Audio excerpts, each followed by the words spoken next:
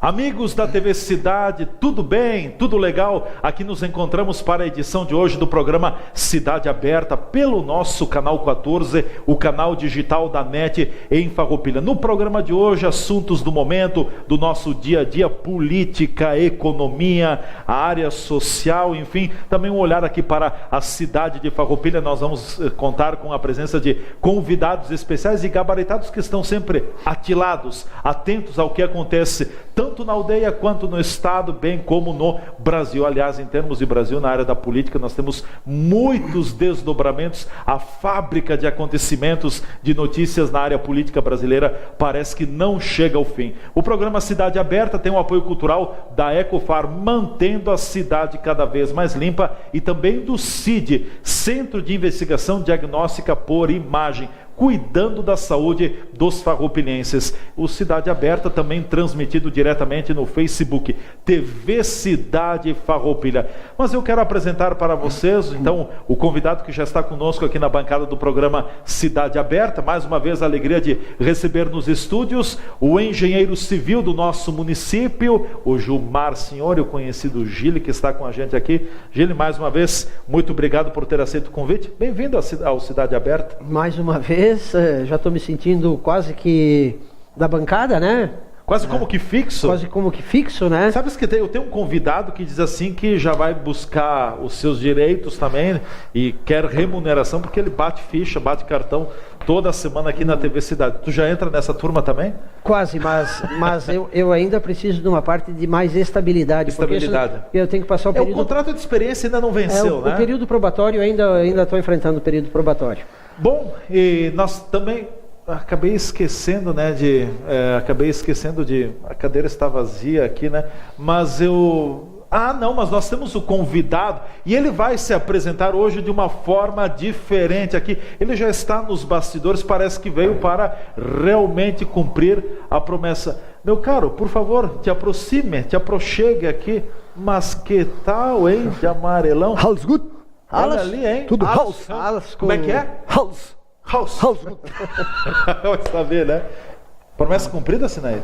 Olha, eu vim caracterizado porque os alemães lá de Nova Petrópolis, de Novo Hamburgo, toda essa região de toda a região do Paranhana, o Vale do Paranhana, estão todos em festa, porque afinal de contas uma vitória do Noia sobre os poderosos do Rio Grande do Sul não acontece sempre. Sim. Então eu cumprindo a promessa de vir com a camisa do glorioso Novo Hamburgo e fazer a nossa homenagem à colônia alemã.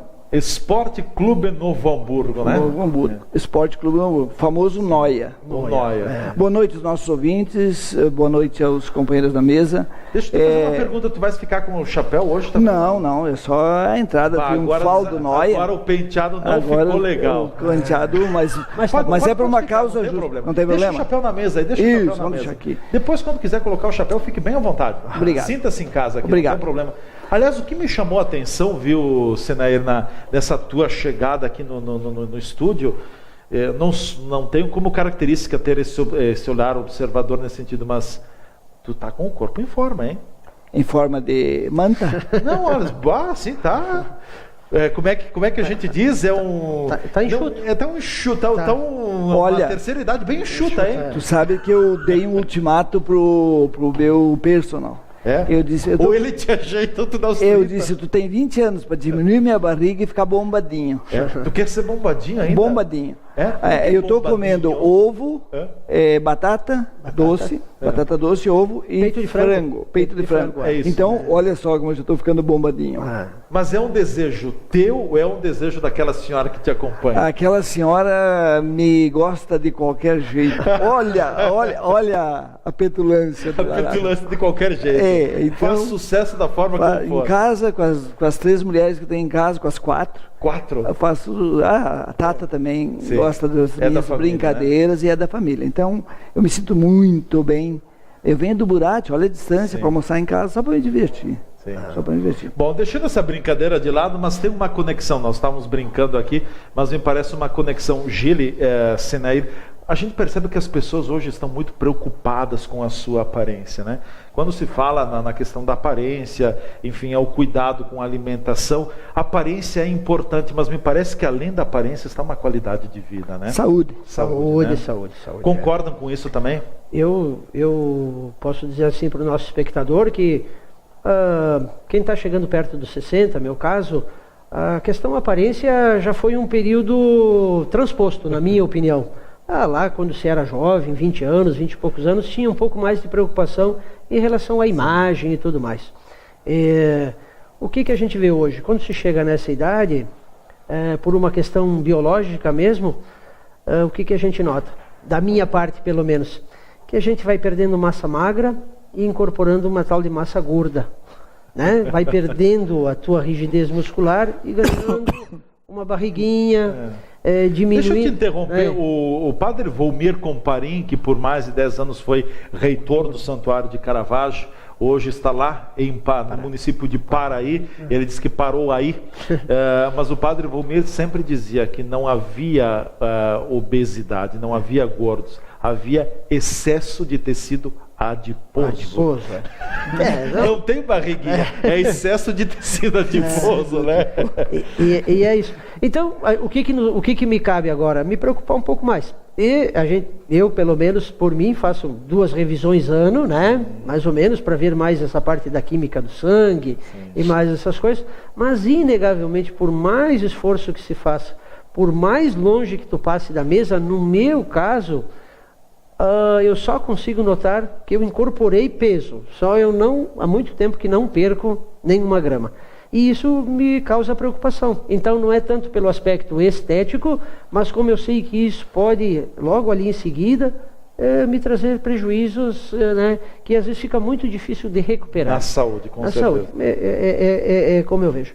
E invejo, que nem a forma do Senair, invejo a forma do Glacir, porque talvez o DNA lhes permita essa forma. Nós invejamos, então. Desde quando o balito engomado é bonito? Não, eu quero dizer nesse aspecto de ser longilíneo, magro, né? E às vezes nem tudo isso é saúde também, mas inegavelmente isso pressupõe um organismo mais saudável. Alguém já perguntou para o Glacir se ele não é tísico?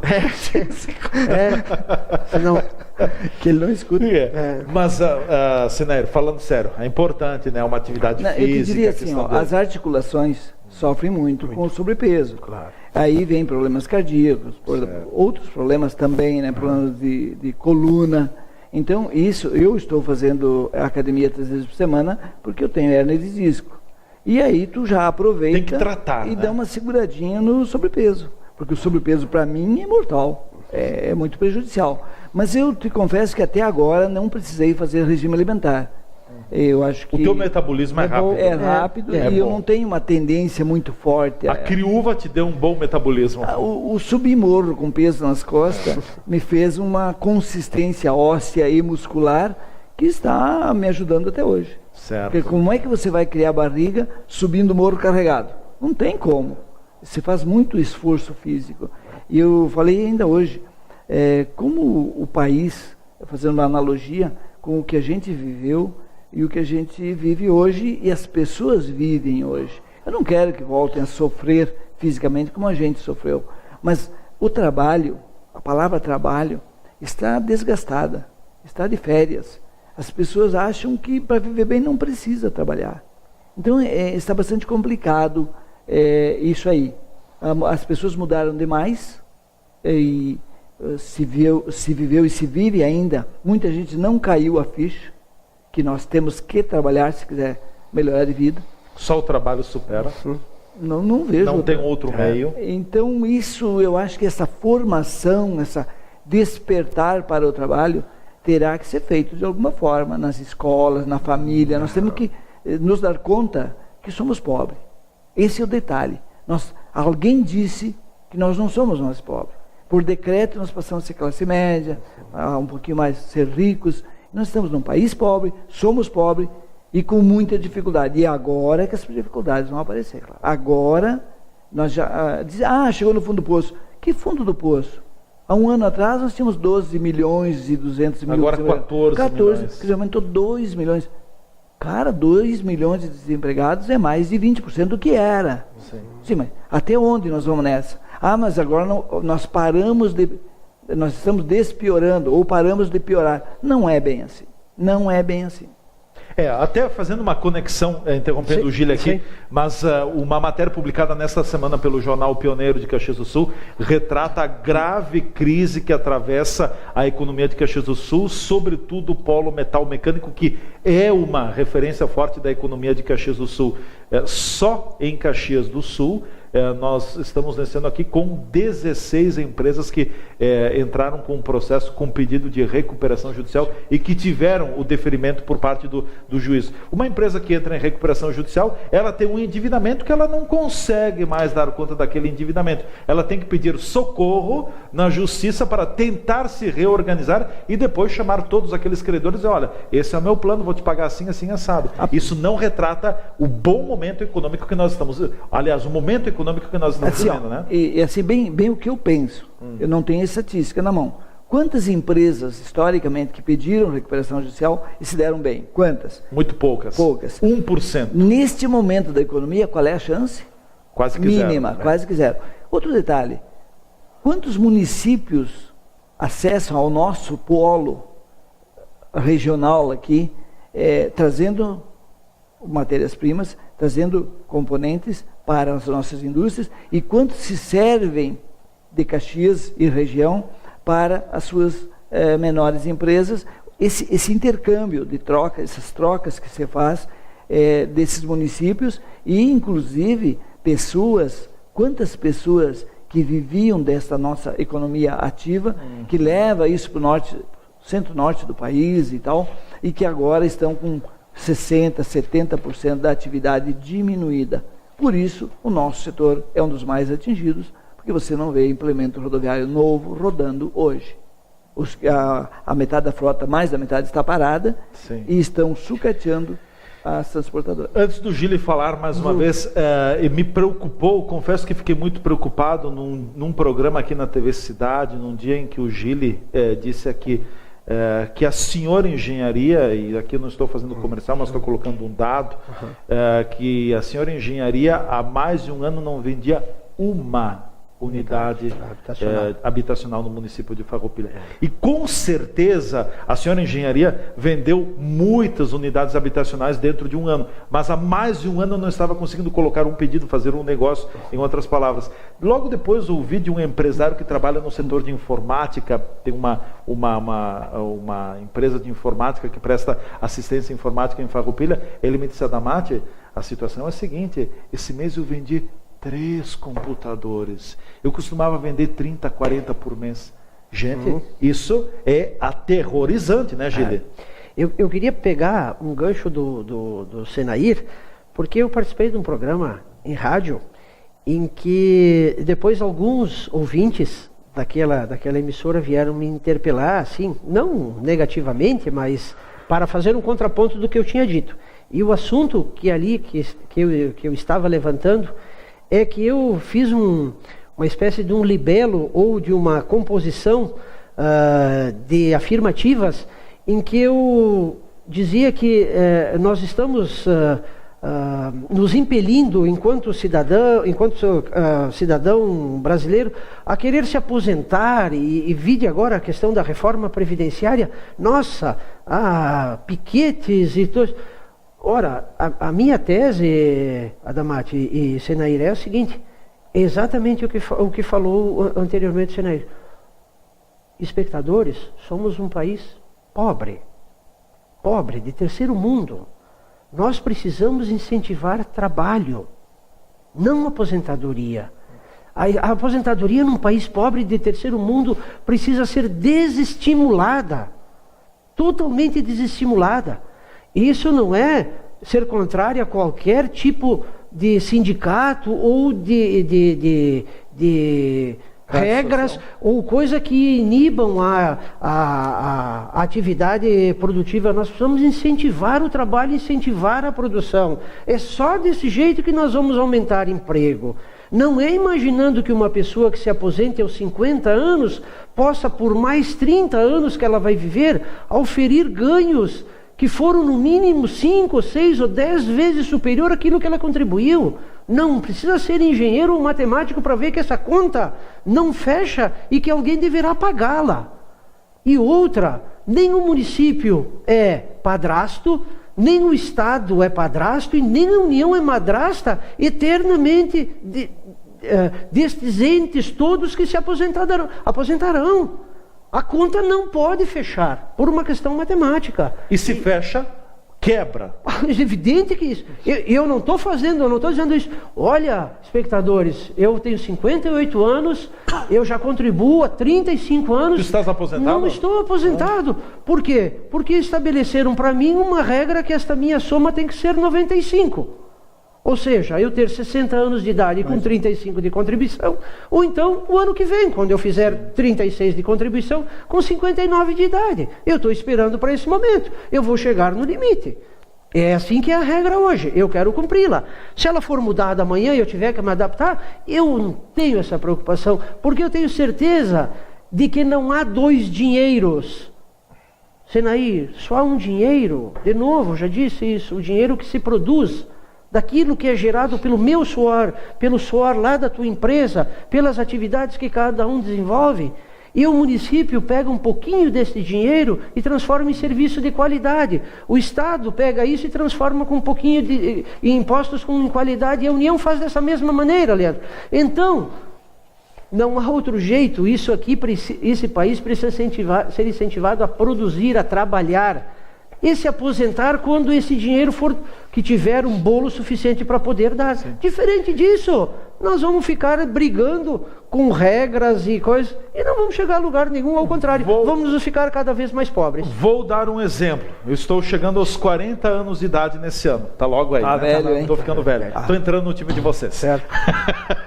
Bom, estou chegando aos 40 anos de idade e juntando o tempo de colônia que eu tive lá no interior, desde os 12 anos de idade, até 20 anos quando eu fiquei lá. A partir de 20 anos, eu tive carteira de trabalho assinada, deve ter algum curto espaço ali vazio no meio. Com 48 anos, eu teria condições de me aposentar. Certo. Quem não gostaria de estar aposentado?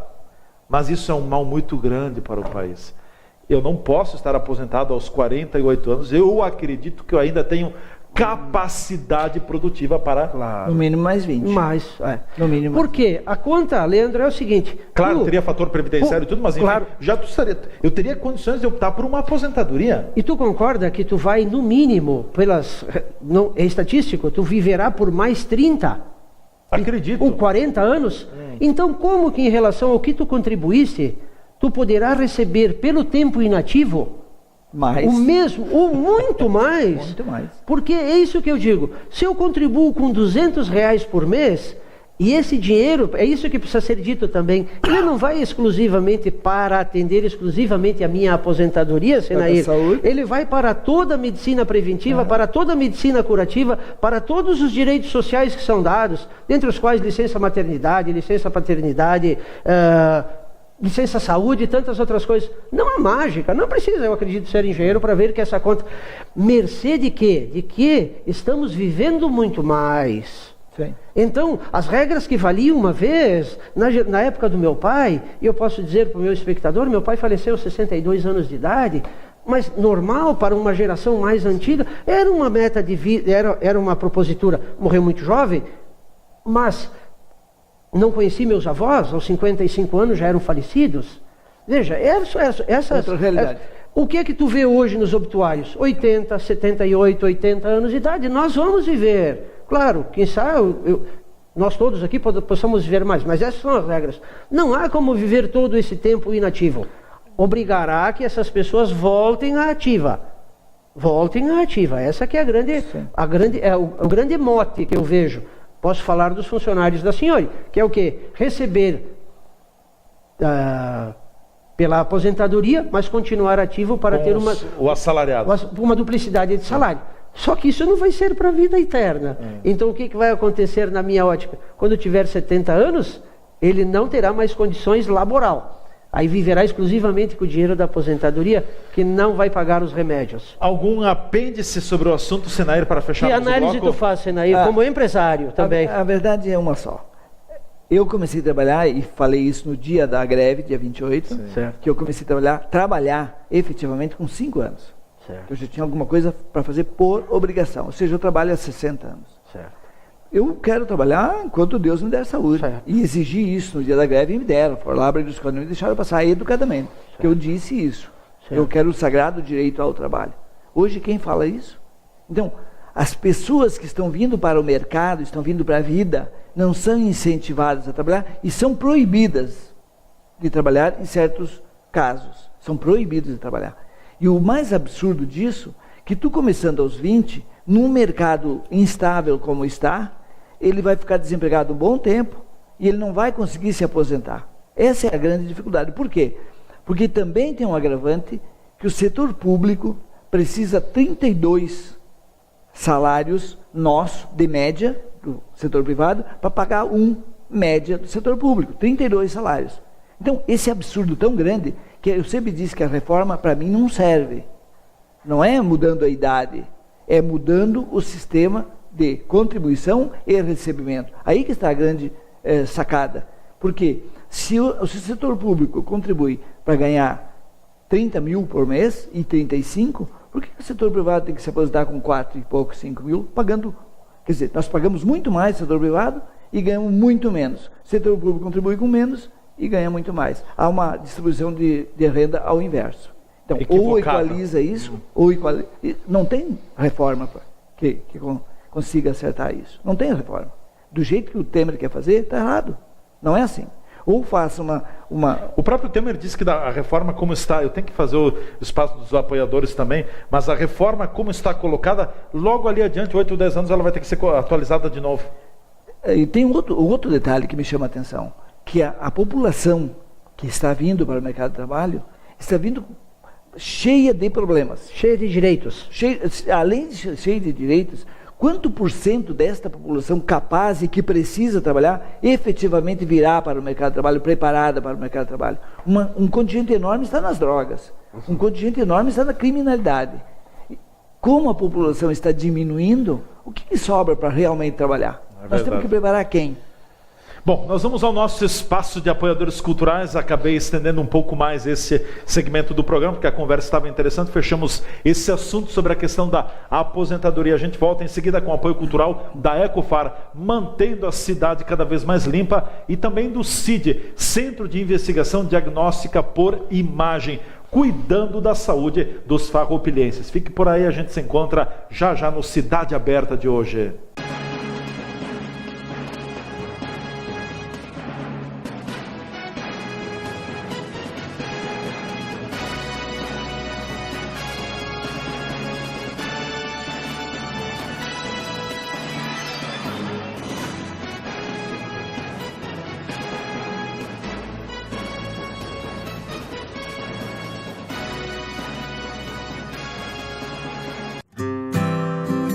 Começou numa entrada da emergência, que meu pai teve um AVC.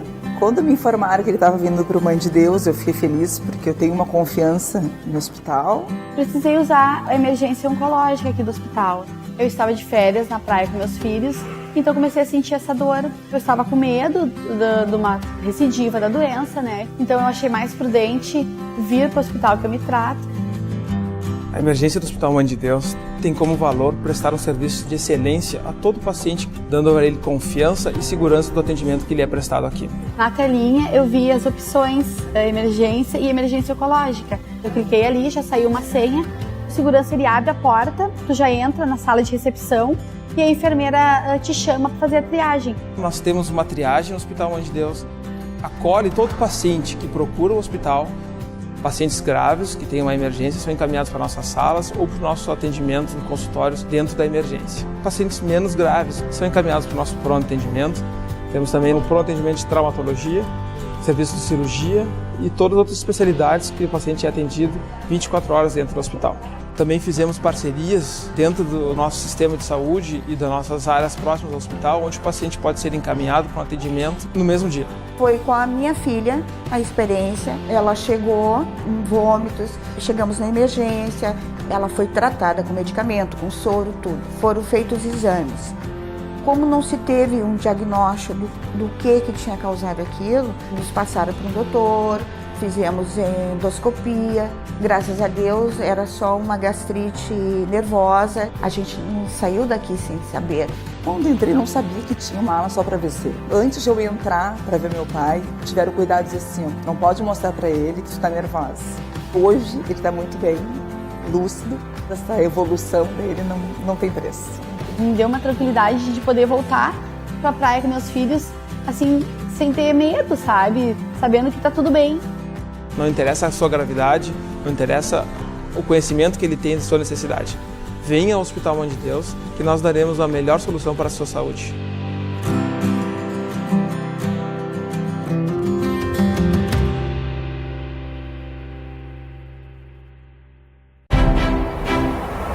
Meu futuro, eu estou plantando todos os dias.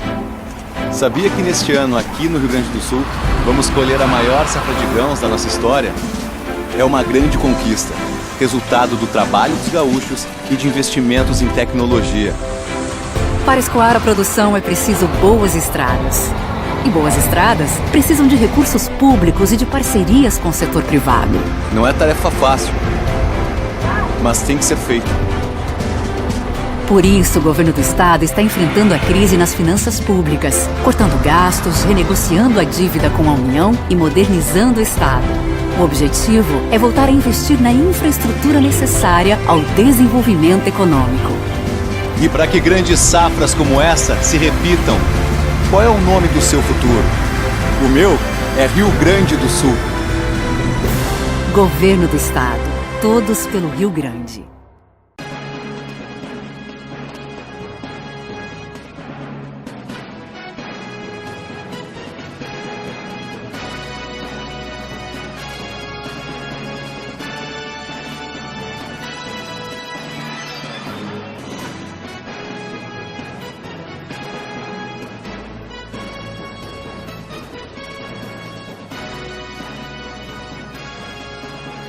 O Cidade Aberta da nossa TV Cidade, o nosso canal 14, já está de volta com o apoio cultural da Ecofar, mantendo a cidade cada vez mais limpa, e também do CID, ressonância, ultrassom, tomografia, raio-x, qualidade e confiança no seu diagnóstico. Aqui no centro de Farroupilha, CID, Centro de Investigação Diagnóstica por Imagem. O Cidade Aberta, hoje com a presença do engenheiro civil, o Gilmar Signori, e também do empresário Senair Gomes da Silva. Estamos falando sobre assuntos do momento. Eu queria colocar para vocês, Senair, o Senair empresário que é, o Gili também, e eu acho, entendo, e a gente já falou sobre a questão da reforma trabalhista aqui, foi feita uma mini reforma trabalhista, mas está na hora, nós precisamos atualizar a nossa consolidação das leis do trabalho. Sabem de que década que é a CLT? 1940, da década de 40.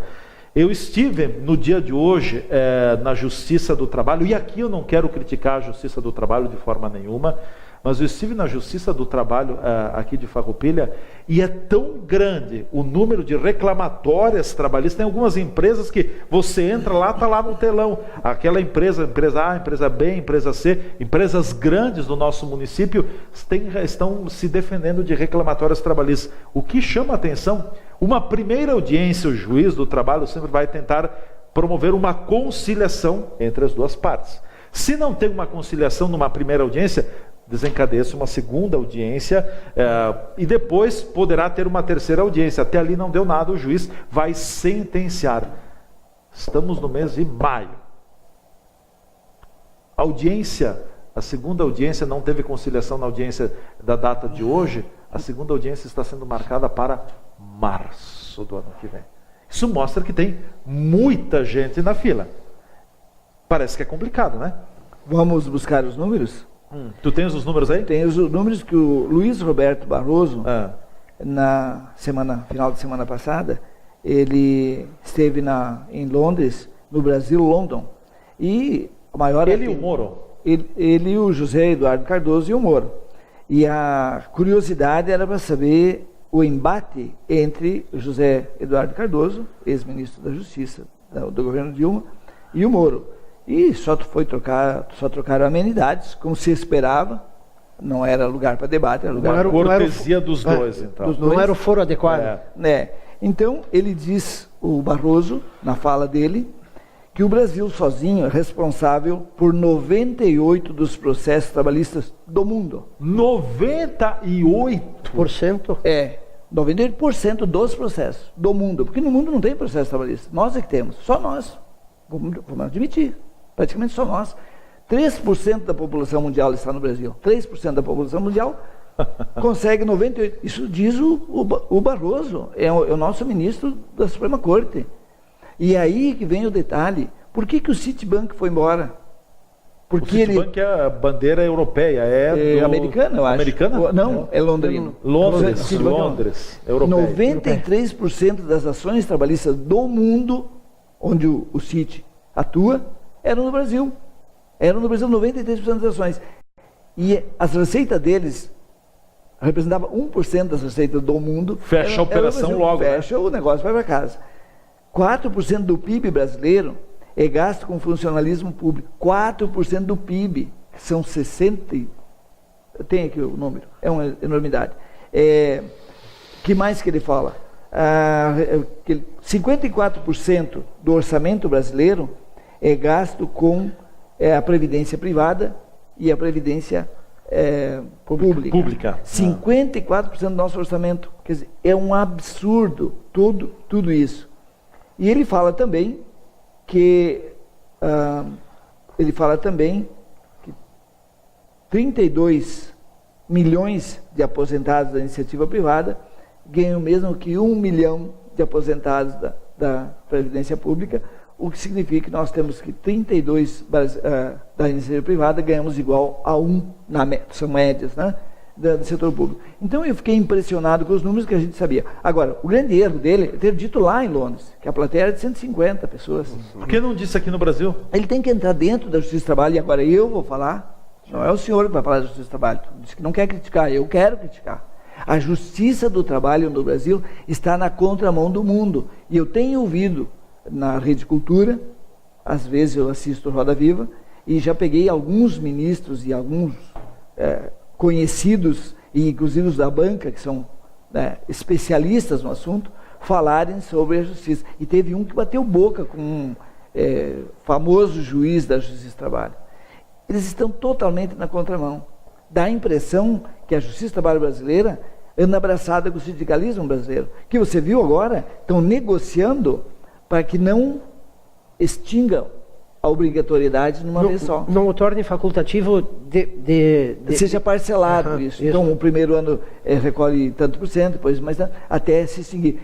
O que significa isso? Que numa nova legislatura, isso vai cair por terra. Os nossos funcionários vão ser obrigados a continuar contribuindo para o sindicalismo ter essa corporação que tem o dinheiro que tem para fazer as bobagens que faz. Sim. Eu não estou aqui contra o sindicalismo, estou contra o sindicalismo que está hoje. Sindicalismo que são bengalas dos partidos políticos, e uma bengala muito forte, porque tem partido político aí que se acabar o sindicalismo, acaba o partido, pode encerrar. Então, é tão forte o sindicalismo que elegeu o presidente da República. Está aí, ó, maior prova. E o país se tornou num grande sindicato. O nosso ex-presidente Lula, ele é egresso de um sindicato possante lá, né, da Sindicato Metalúrgico Paulista, robusto, que depois gerou o ACUT, né? E para onde foi as empresas que eram do ABC Paulista? Pois é. Para onde elas foram? Elas migram exatamente fugindo de todas essas coisas, né? Senair, esses são dados estarrecedores, né? E o que se observa é que a nossa história em relação à Justiça do Trabalho sempre considerou o seguinte, que na pior das hipóteses, uma reclamatória trabalhista, claro, estou fazendo uma figura de linguagem, quando vai mal para o empregado, a ação trabalhista resulta 10%, 15%. É uma oportunidade de chover na terra dele. É isso aí. E aquela questão de indúbio pro réu, né, que aí vira sempre a questão que reflete o mais fraco, acaba se beneficiando, é o que se observa, né? E eu, na minha condição de empresário de 30, 40 anos, A gente pode dizer assim que lá na empresa nunca teve muito disso, até porque a nossa empresa é de 20, 30 funcionários, é uma empresa pequena. Fico a imaginar grandes empresas, grandes conglomerados, né? O que acontece na grande maioria dos casos? Além de se criar a figura da demanda própria, vieram coisas acessórias. Não sei como é que o Moacir vê, como é que o Senair vê a questão do dano moral. Assédio moral, dano moral, desvio de função, desvio de função, acúmulo de função. Nossa, é uma gama de coisas. Dano estético, dano emocional, dano psicológico. Se criou uma indústria toda que veio, vamos dizer assim, em acessório a efetivamente a questão própria do trabalho, do métier de cada um, né? E sabe o que me incomoda? É que forçam o acordo. Tudo bem, termina ali, beleza e tal, sai mais barato, estou te pedindo 80, tu vai pagar 8, 10%, mas tu deve esses 8? Não, mas aí forçando o acordo, para parar de me incomodar, vou pagar 8. Tá, mas eu não devo esses 8. Agora, por que eu tenho que pagar? Então, dois funcionários nossos, ou 3, assim, me afirmaram, olha, eu sei, por colegas e por histórico e até por pessoas conhecidas, que vai vir muita gente mandando que eu entre na justiça. O senhor pode ficar sossegado que eu não vou entrar na justiça, porque o que nós combinamos está tudo certo. Foi cumprido. Então, isso me indigna muito, porque se advogado não tem mais trabalho, e aqui não vou generalizar mais uma vez, se advogado não tem trabalho, vai lá que o Furgomento tem trabalho para eles. Não tem problema, tem tantas empresas que precisam de gente de curso superior para trabalhar. Não precisa ficar inventando história. Eu não vou generalizar, mas que tem advogados que vai achar pelo em ovo e aí colocam aquele amontoado de mentiras que a gente já vê na cara que são mentiras. E aí a gente é que tem que provar. Mas tem coisa lá, como é que tu vai provar que não houve o assédio, não houve não sei o quê, não sei mais o quê, tudo isso. Quem é o juiz para provar, para sentenciar se o Leandro teve um acidente de trabalho, machucou um dedo, uma mão, um braço, e ele está agora ele tem direito a dano estético? Mas aí tem a perícia, e a empresa paga a perícia. Sim. Tudo é a empresa que paga. Tudo recai na conta da empresa. E olha o absurdo. Se o cara machucou um pé jogando futebol, aí faz a perícia e prova que ele estava jogando futebol e não foi no trabalho, mas a empresa não é ressarcida do trabalho do perito que ela já pagou. Então, assim, tudo cai no colo da empresa. Por isso que eu falei aqui outro dia, eu estou em fim de carreira, eu não quero mais saber. Eu estou desistindo de ser empresário. Deixa eu fazer uma colocação. O Senair presta atenção, o Gil. O Gil, a partir de agora, é meu patrão, meu chefe, né? O Leandro vai trabalhar lá na Senhora Engenharia, eu vou trabalhar como engenheiro. O Gil está construindo, a Senhora Engenharia está construindo um prédio aqui no centro de Farroupilha, é o Leandro que vai coordenar lá 10, 12, 15, 20 profissionais, eu vou trabalhar lá, acertamos um salário, eu tenho meu registro na carteira como engenheiro, tô devidamente contratado, acertei o meu salário, mas aí, ok, agora eu vou ter que usar o carro, eu vou ter que daqui a pouco desempenhar alguma outra função, eu vou não sei o que, daqui a pouco assim... Faltou um material de construção. Faltou material. Vou ter que ir lá buscar o material. Na loja tal, tu teve que ir lá para encomendar um determinado produto. Sim, são... Né? E aí, ok. Aí depois assim, até que tá tudo bem, tá tudo legal. Tá tudo legal. Eu combinei com o Gil, assim, o meu salário é X, é R$1.000. Agora fiquei bravo, qualquer coisa que aconteceu. Sim. Não dá assim. Ferro na justiça. Vou na justiça, mas vem cá. A justiça tem que entrar no momento em que não há acordo entre as pessoas. Agora, eu também não posso ter duas palavras. Eu não posso ter dois comportamentos. O que está acontecendo é isso. As reclamatórias trabalhistas viraram uma indústria.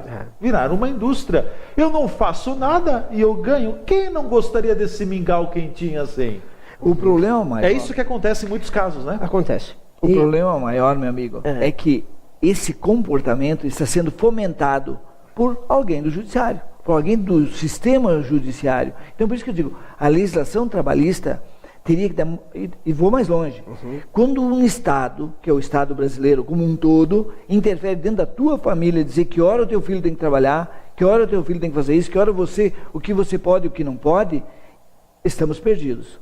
Porque a liberdade do cidadão educar seus filhos, e aí os exageros sejam denunciados, mas ele tem liberdade, e vou mais longe. A tripulação de um voo que sai de São Paulo para Doha não pode ser com brasileiros, porque eles extrapolam o horário de trabalho. Temos que fazer com pessoas de outros países e não com brasileiros. São proibidos, por lei, de extrapolar o horário. Olha o absurdo. Agora, tem gente... mas eu te pergunto, será que o mundo inteiro, a Índia, a Rússia, a China, todo é trabalho escravo? Só nós que temos que o patrão velho, chamado Estado, tem que nos proteger, tem que dizer o que nós devemos e não devemos fazer. Isso que está nos faltando, Gili, é a liberdade de negociar com funcionários hoje que estão num nível muito superior ao que era em 1945. É isso que a justiça brasileira não quer entender. O que eu digo, como isso vai ser transformado em artigos, eu não sei. Como essa questão da reforma previdenciária tem que ser escrita, eu também não sei. Eu só sei que precisa desestimular as pessoas, os trabalhadores brasileiros, a população, a serem incentivados aos 45, aos 48, que tu desse o exemplo, ou aos 50 anos, saírem do mercado de trabalho com sua força laboral, a pretexto de viver outro tempo no apêndice público. Sim. Ponto. A questão trabalhista, eu também não sei como esses artigos vão proteger operários, mas inegavelmente nós não podemos ter uma legislação de 1940, porque tudo isso não mudou, e porque eu vou usar, se não com todas as letras, mas eu achei muito interessante o que falou o presidente do Simplas, me ajuda? Jaime Lorante. Ele disse uma coisa que transcende um pouco, espectador, a minha capacidade. Ele falou de uma coisa chamada segurança jurídica. E ele deu um exemplo, Senair. Alguém que trabalha na tua empresa e presta um determinado tipo de serviço, entra na justiça reclamando lá, vamos dizer, insalubridade. Beleza. Esta pessoa é periciada e tal, e o juiz dá a seguinte sentença: não cabe insalubridade. Isso aconteceu com o José. Aí o João trabalhava com o mesmo serviço, a mesma coisa, tudo igualzinho, e também entendeu, por orientação, que ele podia exigir insalubridade. Pasmem. Ele faz perícia, faz as coisas que a lei demanda, e aí o juiz disse: João, tu tens direito à insalubridade. O Jaime disse no ar: me digam, vocês, como que um empresário vai trabalhar? Com que segurança ele trabalha se para coisas idênticas tu tem sentenças diferentes? E é isso que nós precisaríamos tentar ajustar. Como essas relações vão ter que ser feitas? É aquilo que tu diz, Leandro. Poxa vida, todas as coisas que são decorrentes daquela tua atividade... faz parte do contexto? Há coisas que são inerentes ao contexto. Uma vez o procurador do trabalho disse o seguinte: não há robotização. Olha, não me digam vocês que o funcionário não consegue usar um capacete se ele está na construção civil. Porque se ele não consegue usar um capacete, então ele que vai vender cachorro quente. Porque para trabalhar na construção civil tem que usar botina e capacete. Isso é lei. É EPI obrigatório. Ponto. Isso não se discute. Agora, como que alguém vai dizer: não, me caiu uma tábua sobre a cabeça porque eu estava sem o capacete e a empresa não me deu determinado capacete? Tu acreditaria nisso, Leandro? Mas difícil. É isso que acontece. Esses desvios de função que eles falam muito, como é que uma empresa do tamanho da nossa, da tua, né? Sim. Como é que o cara... Da tua. Sim. Como é que ele vai só colocar tijolo? Só. Sim. Aí ele vai ficar meio dia trabalhando e um paradinho. Exatamente. Então, são esses absurdos que não tem nada a ver com a realidade. Porque o funcionário... A lei e a sua aplicação. Né? A lei e a sua aplicação. E só para exemplificar, eu li um processo que nos envolveu, porque a expressão que o nosso empregado usou é o seguinte: que ele foi humilhado na medida em que o patrão pediu para ele levar um carrinho com um determinado produto, terra, nem me lembro lá direito o que era.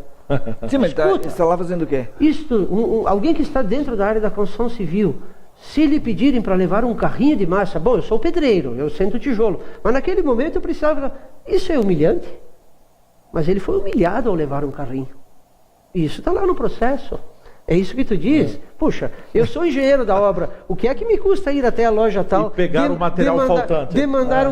Pegar 1 quilo de prego lá porque está faltando, porque eu tenho 10 carpinteiros parados. Não, isso eu vou fazer sem problema. Mas aí depois eu cobro desvio de função com o motorista. Desvio de função, vou cobrar N coisas que estão... Por isso, Gili, que de vez em quando eu coloco umas madeiras nas costas e ajudo os caras. Quando eu vou lá com uma chapa de alumínio, vamos colar essa aqui. De vez em quando eu faço. Por quê? Assim, eu estou junto com eles. Então, se eles estão em desvio de função, eu também. Estamos todos na mesma, né? Se eles entrarem na justiça, eu também vou entrar. Estamos todos solidários. Bom, vamos ao nosso espaço de apoiadores culturais. A gente conclui aqui a segunda etapa, o segundo bloco do programa Cidade Aberta. Em seguida a gente volta então com o segmento final, hoje com a presença do engenheiro Gilmar Signori, o Gili, e também do empresário Senair Gomes da Silva, no Cidade Aberta. Torcedor do Noia. Torcedor do Noia. O hamburguês. Não, na verdade o Senair hoje está maquiado, está camaleado. Torcedor do Noia. Ele é torcedor do Internacional. Tu sabe que nem todos são perfeitos. Não te esquece que todo o estoque de camiseta do Noia foi vendido em Farroupilha e Novo Hamburgo. Aqui tinham 12, lá tinha 28. Tu conseguisse comprar uma? Não, essa aqui é usada. Eu pedi emprestada no motorista da Transduarte. Que o dono da Transduarte foi presidente do Novo Hamburgo. E nem assim ele não me deu uma camiseta nova. Mas depois eu vou bater uma foto e mandar para ele. Mas viu, meu espectador, esta não é a camisa do Novo Hamburgo. Isso é uma camisa de treino. A camisa do Novo Hamburgo é anilada. Tanto é que é assim que ele é chamado. Deveria ser azul, né? É azul e branca. Mas vai chegar. Vai chegar. Por que você não veio de azul e branco? O azul te incomoda? Não. Acontece... É que em todo estado tinha 28 e elas foram vendidas. O estoque, era 28 foram vendidas. Diz que a torcida... Mas aí tem um azul, né? Aqui, ó. Aqui tem um azul. O escudo está correto. Diz que a torcida do Novo Hamburgo não lota uma Kombi. Tá aí. Vamos para o nosso espaço de apoiadores culturais. A gente volta em seguida com o Cidade Aberta de hoje aqui pelo nosso Canal 14.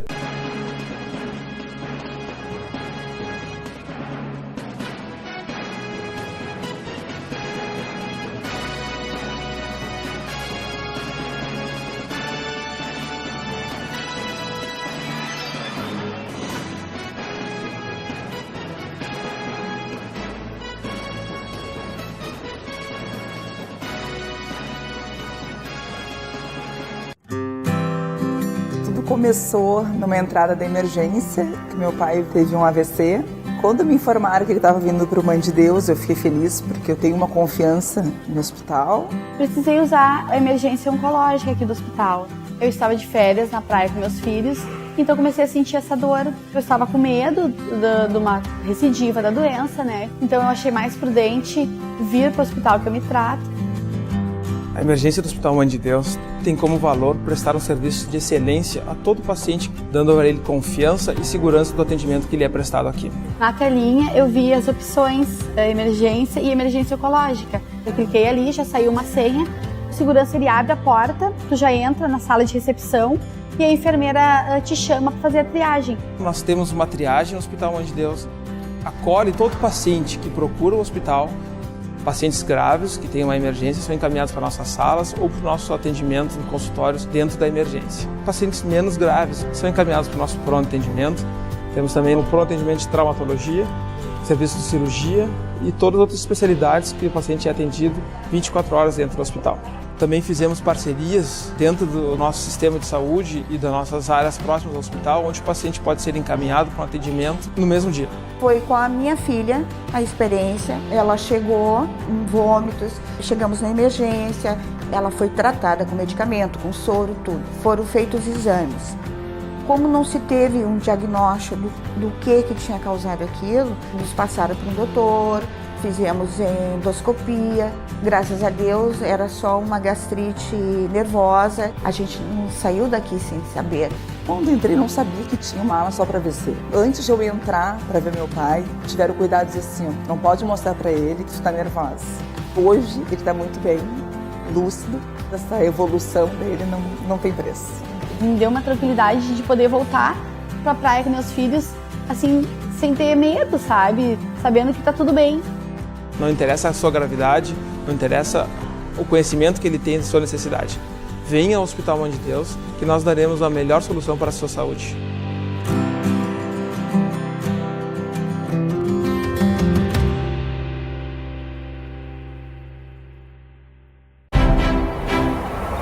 Meu futuro, eu tô plantando todos os dias.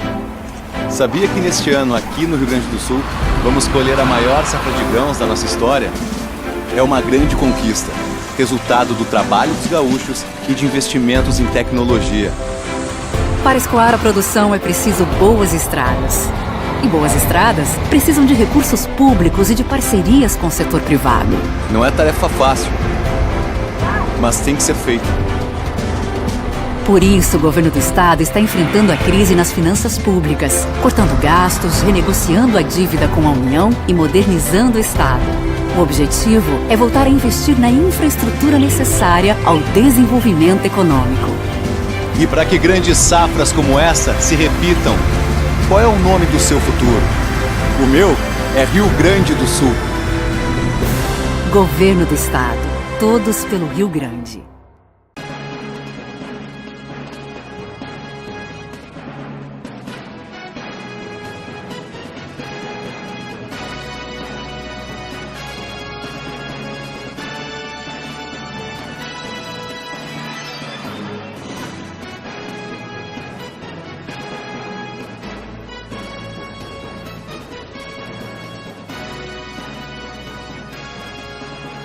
O Cidade Aberta já está de volta aqui pelo nosso canal 14, canal digital da NET em Farroupilha e também no Facebook TV Cidade Farroupilha. Voltamos com o apoio cultural da Ecofar, mantendo a cidade cada vez mais limpa, e também do CID, há 23 anos com tecnologia de ponta nos seus serviços, nos seus diagnósticos. CID, Centro de Investigação Diagnóstica por Imagem, aqui no coração de Farroupilha, no prédio da nossa TV Cidade, logo no andar primeiro, enfim, ali no... Como é que a gente diz?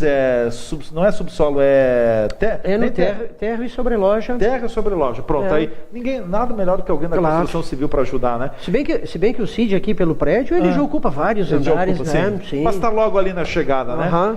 Gilmar Signori e também o Cineiro Gomes da Silva são nossos convidados no programa de hoje, aqui na nossa TV Cidade. Vamos trazer a baia para Farroupilha agora, vamos dar uma olhada em Farroupilha, o que vocês têm observado. Quero deixar esse bloco um pouco aberto para vocês também, não quero pautá-los, mas enfim, o que vocês têm observado aqui no município de Farroupilha nas últimas semanas, nos últimos dias, Gili? Olha, o que eu tenho visto é que... uma iniciativa interessante do nosso atual prefeito é essa busca da marcha dos prefeitos que está ocorrendo lá em Brasília, né? E eu até ouvi um pouquinho hoje... Da qual o prefeito está participando. E o prefeito de Caxias do Sul, não? Eu vi uma fala do nosso presidente, o Michel Temer, dando conta de que municípios fortes, estado forte, país forte. E eu louvo essas atitudes, assim, porque eu acredito exatamente na força da municipalidade. Eu não sei se esse é um esforço, vamos dizer assim, suficiente, né? Mas eu acredito que este país, como a reforma, como a legislação trabalhista, a legislação previdenciária, o país precisa revisar a sua forma de arrecadação tributária. A divisão do bolo. A divisão do bolo, né, Senaí? Para mesmo uma pessoa que não entende muito, que é o meu caso, que estou mais vinculado a uma atividade liberal como engenheiro, que é onde eu atuo mais dentro da minha área de ação. Mas o que a gente observa? O município, ao passar dos anos, trouxe para ele muitas atribuições que até ontem eram do Estado e que muitas eram da União. Se a gente citar a educação, é bem cristalino. Né? Até ontem, o município tinha a obrigatoriedade de lidar com crianças de 5 anos, 6 anos, e depois o Estado cuidava no ensino médio e a União cuidava o ensino de 3º grau. Era assim. Observem hoje. Vejam as demandas que o município tem hoje em relação a crianças de 0 anos. A criança que recém terminou o período da maternidade, já é uma atribuição municipal atendê-la. E o que mudou em relação a tributos, em relação a isso, Senair? Olha, eu sou conselheiro da Fundação Nova Vicência de Assistência. Eu pude ver como é difícil lidar com isso. Aqui em Farroupilha, em tempos não muito... Falando só sobre isto, havia uma demanda superior a 2.000 crianças. Nós não temos condições de absorver isso. Caxias, se tu perguntasse ao prefeito... Alceu Barbosa Velho. Ele ia dizer... Alceu, ele disse isso. Qual é o calcanhar? Onde está o calcanhar de Aquiles do município de Caxias do Sul? Pode ter certeza. Infantil. Educação infantil. Ora, trouxe tudo isso para o município. Observe o estado... Como diz o Senair, jogou no colo do município. Isso aí. Eu estou falando de um item do município. Nem vou falar de outros. Saúde. Mas está aí o nosso hospital. Saúde. Mas, vamos falar do estado rapidinho, né? Para não monopolizar. Veja. Segurança Pública. A questão da nossa Corporação dos Bombeiros. Se o Estado, se o município, se nós não fizermos uma parte, através de uma taxa chamada Funrebom, se nós não dermos a casa do nosso brigadiano, não há, o Estado perdeu a sua função. Ele diz, não há recursos. E a dona União diz, olha, seu Rio Grande do Sul, os senhores nos devem uma grana danada. Vocês não estão conseguindo pagar o juro das dívidas de vocês, então não haverá dinheiro para fazer obras públicas e tudo mais. Meu Deus do céu, alguma coisa está errada. E se arrecada quantos bilhões? A nossa tributação é uma das mais caras do mundo. Nós recolhemos cerca de 40% do PIB em impostos. 46, Senair, tem um número mais apropriado do que o meu. Vejam, para que o Estado, o município e a União nos deem estes serviços, com esta qualidade que é oferecido, com a saúde que nós temos, com a segurança que nós temos, com as obras de infraestrutura que nós temos, você está contente com isso? Você que me assiste? Eu não. Por isso que eu defendo a diminuição do tamanho do Estado. Por isso que eu defendo a diminuição do tamanho da minha prefeitura. Por isso que o Estado precisa privatizar. Por isso que a União precisa fazer parcerias. Por isso que esse bolo tem que ser distribuído de maneira diferente, que recaia sobre o município um quinhão muito maior. A questão do pacto federativo, né? Sem dúvida. Só que tem uma coisa... Há interesse de quem esse pacto federativo? Da União em fazê-lo? Não. Então eu sou obrigado a me curvar ao meu prefeito, que vai para Brasília tentar... Porque sem pressão não se consegue fazer alguma coisa no sentido... Tu acha que é inócuo? Não. Eu quero pegar pelo outro lado. O Temer recepcionou os prefeitos. Certo. Hoje. Ontem. Qual é o objetivo? Bem claro. Eu libero, parcelo as dívidas previdenciárias de vocês, tá? Dou mais algumas migalhas para vocês. Agora, em contrapartida... Vocês vão fazer os seus deputados e os seus senadores aprovar a reforma da Previdência e a reforma um toma lá da cá, um balcão de negócios. Aliás, ele para burro ele não serve. A raposa velha da política brasileira, uma das raposas mais velhas e experientes que está. Ele e o Sarney e o Renan. Então, como ele tem a caneta na mão, apenas legalizou o toma lá da cá que Dilma e Lula faziam através do Mensalão e do Petrolão. Ele fez dessa forma, legalizou, está transparente, todo mundo sabe. Agora, é aquilo que você estava falando, tudo acontece no município. A distribuição do bolo tributário terá que ser completamente diferente. Eu não quero que o município diminua, eu quero que venha, a receita fique aqui, não vá até a União e volte para o prefeito não ficar refém do sistema, volte para o município, fique no município já, diminui... se vai e volta... Diminui essa burocracia toda. Claro. Fique no município e que todas as atribuições do município continuem as mesmas, desde que venha dinheiro suficiente para isso. Porque o município sabe muito melhor administrar essas verbas do que alguém lá do Ministério X que precisa de um projeto, precisa mais gente trabalhando na burocracia, que você falou, para que esse dinheiro volte em migalhas. Sai daqui no cesto e volta na colherinha. Claro. Então, é isso que nós temos que evitar, mas quem vai fazer isso? A sociedade organizada terá que, um dia, começar a fazer esse trabalho, porque lá de cima não vem. O que disse na semana passada a presidente da Federação, Simone Leite, que esteve aqui em Farroupilha, no Parque dos Pinheiros, almoçando com a SIX na última quinta-feira, ela colocou exatamente isso, a mudança do Brasil, a classe política que está aí, deu o que tinha que dar. A mudança do Brasil só só tem um caminho que ela pode vir, da classe produtiva. Não tem mais outra questão. Deixa eu colocar, eu disse que não ia pautar vocês, mas colocar um assunto que me ocorre agora. A novo comando, a novo profissional na área jurídica do Hospital Beneficente São Carlos, o advogado Nelson Molon, que por muitos anos foi o assessor jurídico do hospital, foi convidado insistentemente para retornar à assessoria jurídica do Hospital Beneficente São Carlos, e o retornou então com o seu escritório de advocacia, Molon Advogados Associados. Agora é o corpo jurídico que integra a área jurídica, enfim, do Hospital Beneficente São Carlos. Pelo que se sabe, pelo que se vê na área jurídica do Hospital São Carlos, deve ter muito trabalho também pela frente. É questão de bancos, é trabalhista, é daqui e de lá, então deve ter muito trabalho. Uma palhinha de você sobre o Hospital São Carlos. Dá para levar fé no Hospital São Carlos? O hospital supera, o hospital sai dessa situação financeira em que se encontra? Meu amigo, tá difícil. Eu te diria assim, ó. Chegou onde nenhum farroupelense esperava que chegasse. Ninguém acreditava que chegaria um dia nesse ponto. Agora o trabalho é cada vez maior, a tarefa é cada vez mais difícil. Agora, eu volto e digo sempre isso. Quando construir o hospital, e tem gente viva... A comunidade esteve lá?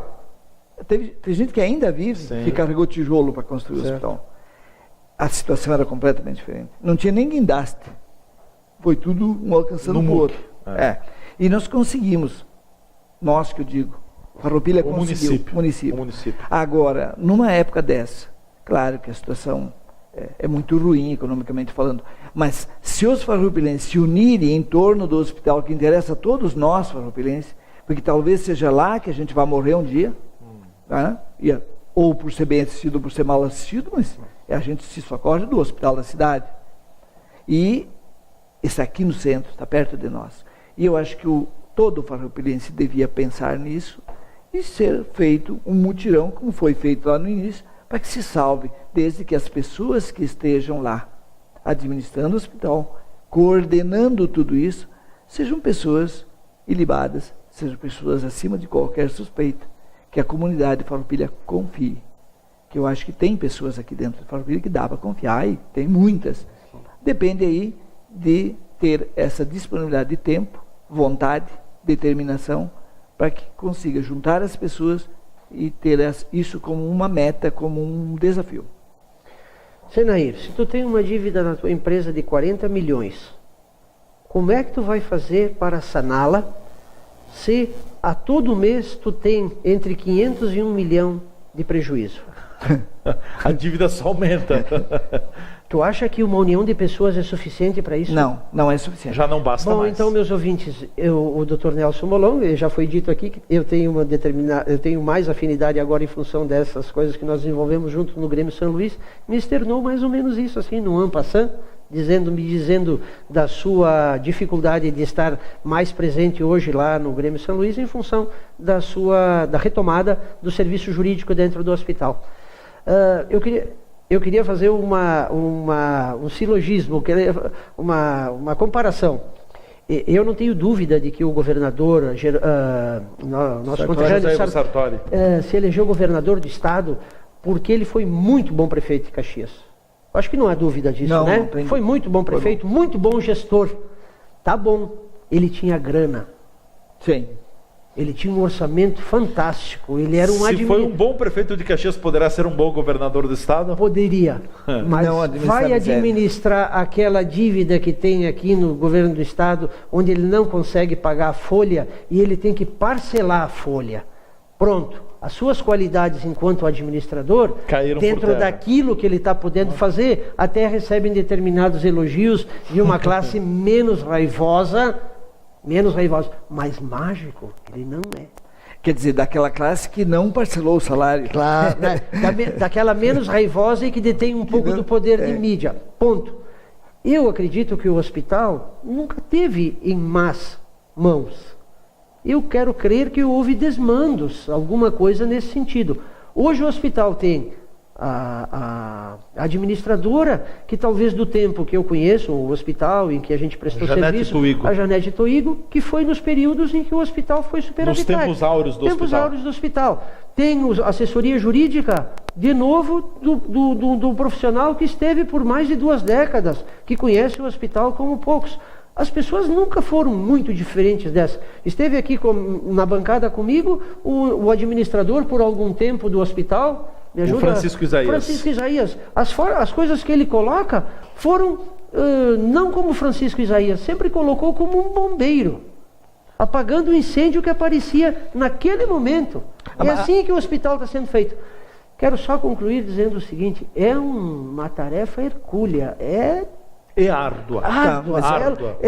Eu antevejo um trabalho gigantesco. Quem é que me disse assim, então, se o senhor não pudesse dizer isso, Nelson devia ter me dito lá na nossa conversa, que o hospital objetiva buscar um financiamento de long time para sanear aqueles outros antigos. E aí, com um projeto de fôlego, amparado por esse auxílio comunitário, fazer uma propositura de long time e aí voltar a ser solvente, né? Para devagarinho começar a saldar as contas. Deixa eu fazer um comentário sobre a questão do Hospital São Carlos. A informação que se tem é de que a responsável presidente do Conselho de Administração do hospital está desligando todos os funcionários com vínculo político que estão dentro do hospital. É isso aí. É isso aí. Independente de partido. Independente de partido. Uma das coisas... Tem que acabar a política no hospital. Para mim terminar, eu disse aqui também de uma outra vez, o hospital precisa ser encarado como um ente técnico. Um ente técnico. E o vereador e também médico disse numa outra vez que estava aqui, que haviam no mínimo 100 pessoas a mais no hospital. Por aquela relação de leitos e funcionários, que a relação era exagerada. Nunca se ouviu falar que houveram essas demissões. Eu acho que se o hospital começar a ir por este caminho, de austeridade, de desvínculos políticos e simplesmente de conotação técnica, estaremos dando pequenos passos. Mas inegavelmente, não há como resolver situações de curto prazo sem grana. Mas essa é a pergunta que eu ia fazer, ele já me respondeu. Que eu ia te fazer a pergunta. Esquecendo a dívida, o mês a mês, a operação mês a mês... Ainda é deficitária. 750 mil deficitários. 500 a 750. Esquecendo a dívida. Esquecendo o serviço da dívida também. Esquecendo o serviço da dívida. Continua alimentando a dívida. O déficit continua alimentando a dívida. Então está morto e sepultado. Só falta celebrar a missa de sétimo dia. É claro, então alguém vai ter que chegar lá e dizer, vamos começar do zero. Mas se tu demitir 100 pessoas... O buraco tu demitir 100 pessoas, tu vai resolver salário. Dívida. Olha, essa dívida passa a não ser mais 750. Ela reduz. Ah, sim, no mensal, sim. Se o esforço comunitário aumentar a nossa lotação, porque nós temos 30%, me disse o Dr. Nelson, em torno de 30% de lotação, nós precisamos ter 60%. Mas aí já depende do corpo clínico também. Mas aí é essa união que nós precisamos. Exatamente. O Hospital São Carlos só tem uma volta, no meu ponto de vista. É ajustar a máquina administrativa. Zerar déficit E trazer de volta parcerias que tinha. Exatamente. Não tem outro jeito. Não tem milagre. Não há mágica. Milagre. Ninguém vai descarregar dinheiro em cima do hospital. Eu duvido que um empresário de Farroupilha vai colocar dinheiro no hospital até que não se abra a caixa preta do hospital. Eu espero com a Janete Toigo, espero com o Conselho que se fale a verdade. Nós precisamos falar a verdade do Hospital São Carlos. Disse Fernando Collor de Mello, doa a quem doer. Chega de colocar panos quentes em cima das feridas. Tem que se falar a verdade. Tu vai apostar numa coisa que tu não conhece? Nunca. Tu apostarias? Não. Eu também não apostaria. Ninguém. Então vamos colocar a verdade. Se aconteceu, aconteceu, e fim de papo, e depois, abraço no hospital. Mas que essa verdade seja incontestável. E que o hospital deixe de ser um ringue de batalha política. Política. O município é um importante cliente do hospital. Deu ponto. Só isso. Deu Só ponto. Isso. Senhores, profissionalismo. Gil, obrigado pela tua presença aqui. Boa noite. Senair, obrigado pela presença. Coloca o chapéu agora, já que nós estamos encerrando o programa. Tá bom. Os Fritz da região, os Fritz de Novo Hamburgo, Dá boa meu noite. abraço, Dá boa noite, boa noite a todos. Não, eu quero boa noite em alemão. Em alemão? Bah, não lembro mais. Nesse, então eu vou dizer uma palavra que todo alemão sabe.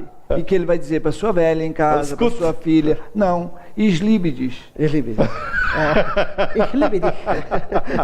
Chegamos ao final do programa Cidade Aberta de hoje, aqui pelo nosso canal 14, canal digital da NET em Farroupilha, com o apoio da Ecofar, mantendo a cidade cada vez mais limpa, e do CID, Centro de Investigação Diagnóstica por Imagem, cuidando da saúde dos farroupilhenses. Ficamos por aqui com o programa de hoje. Até amanhã, nesse mesmo canal, nesse mesmo horário, com mais um Cidade Aberta. Valeu, tchau!